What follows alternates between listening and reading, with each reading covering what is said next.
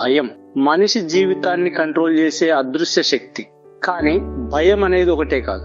భయంని 3 types గా clear గా divide చేయొచ్చు. ఈ 3 టైప్స్ ని అర్థం చేసుకుంటే భయం మీద కంట్రోల్ వస్తుంది. మొదటిది భయం, లాస్ ఫియర్. అంటే మనీ పోతుందేమో, ప్రాపర్టీ పోతుందేమో, మన వాళ్ళు దూరం అవుతారేమో.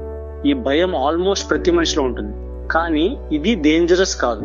ఎందుకంటే ఈ భయంని మనం ఓవర్కమ్ చేయగలం. ఒక్కసారి డీప్ గా ఆలోచించు.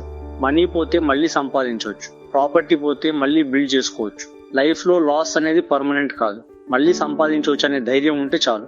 ఇక్కడ ఒక గొప్ప తత్వవేత్త ఎపిక్టెటస్ ఇలా అన్నాడు: it's not what happens to you, but how you react to it that matters. అంటే నీకేమి జరిగిందనేది కాదు, నువ్వు ఎలా రియాక్ట్ అవుతున్నావో అదే ముఖ్యం. మనీ పోయినా రియాక్షన్ స్ట్రాంగ్ అయితే లైఫ్ స్ట్రాంగ్ గా ఉంటుంది. అందుకే మొదటి ఫియర్ కి సొల్యూషన్ సింపుల్. పోయింది మళ్ళీ తెచ్చుకుంటా అనే యాటిట్యూడ్. ఈ మైండ్ సెట్ ఉంటే లాస్ ఫియర్ ఆటోమేటికల్లీ డిసపియర్ అవుతుంది. ఇప్పుడు రెండో భయం, సూపర్ న్యాచురల్ ఫియర్. మనకు కనిపించని వాటి మీద భయం, అంటే గాడ్, డెవిల్. ఇది చాలా డీప్ గా మన మైండ్ లో సెట్ అయి ఉంటుంది. చిన్నప్పటి నుంచి దేవుడు ఉన్నాడు అని చెప్తారు, కానీ ఇది ఒక్కటే మార్గం కాదు. ఇక్కడ మరో గొప్ప తత్వవేత్త ఇమ్మాన్యుయల్ కంట్ ఇలా చెప్పాడు: morality is not properly the doctrine of how we may make our cells happy, but how we may make our cells worthy of happiness. అంటే మోరల్స్ అనేవి దేవుడు ఇచ్చేవి కాదు, మన డ్యూటీ, మన రెస్పాన్సిబిలిటీ నుంచి వస్తాయి. అందుకే ఇప్పటి వరల్డ్ లో కాన్స్టిట్యూషన్ ఉంది, రూల్స్ ఉన్నాయి, లాస్ ఉన్నాయి.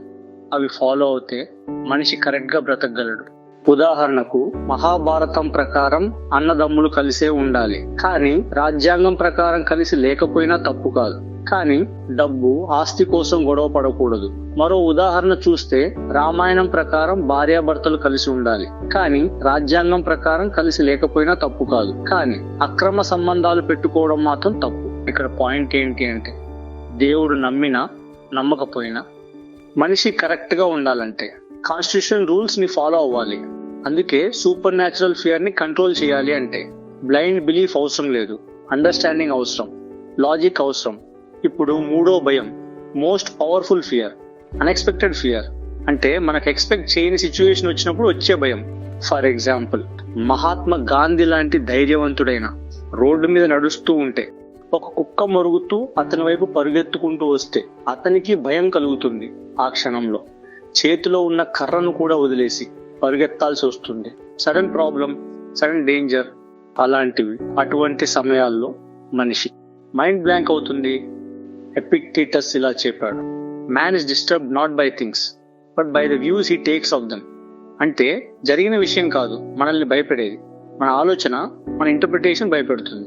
అందుకే ఏదైనా సడన్ సిచ్యువేషన్ వచ్చినప్పుడు ఫస్ట్ ఫియర్ రావడం న్యాచురల్, కానీ 2 minutes తర్వాత మన మైండ్ ని కామ్ చేయాలి. అప్పుడు ఏమైందో మన మంచికే జరిగిందేమో, ఈ ఒక్క థాట్ మైండ్ ని స్టెబిలైజ్ చేస్తుంది, ఫియర్ ని కంట్రోల్లోకి తెస్తుంది. సో ఫైనల్ గా ఫియర్ ని డిస్ట్రాయ్ చేయడం కాదు, అండర్స్టాండ్ చేయాలి. ఫస్ట్ భయం, లాస్ ఫియర్, ధైర్యంతో పోతుంది. సెకండ్ భయం, supernatural fear, understanding, logic తో పోతుంది. థర్డ్ భయం, unexpected fear, peace mindset తో కంట్రోల్ అవుతుంది. లైఫ్ లో భయం ఉండటం తప్పు కాదు, భయం ని అర్థం చేసుకోకుండా బ్రతకడం తప్పు. రిమెంబర్ దిస్ లైన్: భయం ని చూసి పారిపోకుండా ఫేస్ చేస్తేనే లైఫ్ మీద కంట్రోల్ వస్తుంది.